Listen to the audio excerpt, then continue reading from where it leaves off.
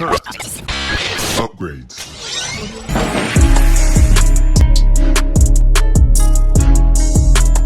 Welcome back, ladies and gentlemen, to another JVS movie review brought to you from the Toronto Film Festival. This film here is named Knox Goes Away. And here's a quick synopsis. When a contract killer is diagnosed with a fast-moving form of dementia, he is presented with the opportunity to redeem himself by saving the life of his estranged adult son. But to do so, he must race against the police closing in on him, as well as a ticking clock of his own rapidly deteriorating mind. And this one is directed and starring Michael Keaton. Also stars Al Pacino, James Marsden, and Marcia Gay Harden. Knox Goes Away is a very interesting concept. That's what links you in here of getting a film about a serial killer, or a hitman with dementia. That unto itself should be enough to hook an audience into it. What you get delivered here in film, though, is a film that, while it truly respects the diagnosis that Knox receives, it just feels like with the time frame that they gave him and how quickly his disease progressed, that it can really take you out of the film a little bit. When you're dealing with a film and it's dealing with the effects of dementia, it's a film a couple of years ago with Anthony Hopkins called The Father that dealt with dementia. And it was brilliant the way it did it. It's brilliant the way the film played with the mind of Anthony Hopkins in it, which Anthony ended up winning an Oscar for Best Actor for. Here with Knox and here with Michael Keaton, it just feels like it progresses too fast for you to even care what Knox is going through. But what it lacks in its ability to really portray exactly the bone-crushing effects that dementia can have on someone is Michael Keaton giving a performance of a father willing to do anything to save his estranged son. Because that's the crux of this film here. That's the part that you're tuned in for. Not even Al Pacino, who's in a role that I wish would have went to anybody else but Al Pacino. And I only say that not because Al is bad in the film. I say that because it's not enough. It doesn't feel like enough of a role that Al Pacino should have been the person in it. Even down to Knox's son, who played by James Marsden. He's extremely over the top emotionally in this film. And it's not what the film needed at times. I think that's what takes you out of it. I would have preferred a film in Knox that would have, I guess, focused more on, as his mind is deteriorating, how does that affect his business? How does that affect his living? Like, we do see earlier glimpses of it, down to the way this film opens up at Knox at a diner with his friend.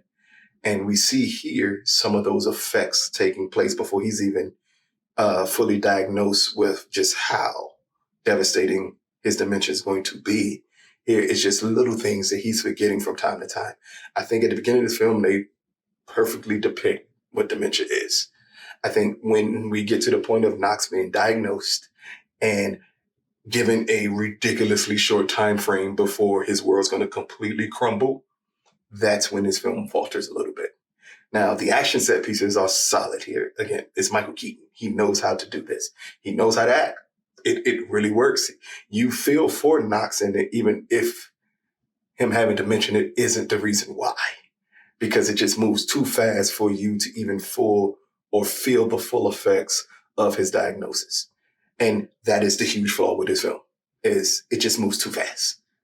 It feels like it's rushing to an end or rushing to a big climactic scene. And while we do get that in the third act, it just doesn't feel earned enough to make the film good. It's an average film, yes, but with this cast, with these amazing actors, you would expect more out of it, and that's what you don't get. It's certain elements of Knox's life that if we didn't get saddled with the estranged son formula of it, maybe focusing on other elements of the family, him and his ex-wife and that relationship. Is a scene between Michael and Marcia in Marcia's kitchen. This is later on in the film. And a lot isn't said, but so much emotion is shown about the love they have for one another. And it's something that you wish you would have gotten more out of the film, and you don't. And it's because, again, with the disease progressing so fast, we don't really get to see what Knox's life is before dementia. And because we don't get to see it, we don't really respect the full effects that it has on his life when everything goes downhill. Down to a very clumsy police investigation that also takes place because of a tragic event that happens in the film. The whole police element of it is really pointless. It's another side plot with his son's daughter, who he doesn't know, has never met before. And even that subplot feels rushed and unnecessary. I think that's the key problem with this film. One, it's too many different plots in this film. It's also too many characters in this film. If we could have had a film where it was just Knox and possibly his family, and how this is going to affect his family, or how it's going to affect his business and his family, cool. I think we would have gotten a great film out of that. But you throw in an extra 2 or 3 subplots in this film, which it does have, that you want all of those elements to get respect. And in turn, because of that, and because it stretches itself way too thin, none of them get the proper respect it should to make this a good film. But what you are here for is that Michael Keaton does a great job at directing this movie. Granted, the script isn't that good. The plot is really weak, but his direction is solid.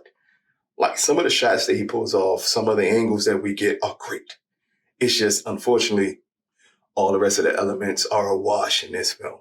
But Knox Goes Away, brought to you by the Toronto Film Festival. Out of a possible 10, I'm giving Knox Goes Away a 5.5 out of 10. There are elements of the film that you're going to like. I think this is a film that certain audiences can catch on to. But as it pertains to respecting the disease of the film, I think in the beginning parts of it is brilliant. When you decide to give this character a fast treating illness that puts him on a clock of having to do things, but then have so many different story threads out there that need to be closed off, the film suffers because of that. Now, is it a bad film? No. It's about an average film, but it should have been so much more. And Al Pacino has no business being in this film. He's too great of an actor to be in this film. It almost feels at times that Michael Keaton has no business being in this film. It's two great actors attempting to give great performances to a story that doesn't deserve it. And that's the struggle with Knox, because at times it just doesn't feel like it deserves these two amazing leads in it, because it's too many storylines going around to focus on just what Knox is going through. But check it out when it drops. Let us know what you think. This has been another JVS movie review brought to you from the Toronto Film Festival. Peace, people.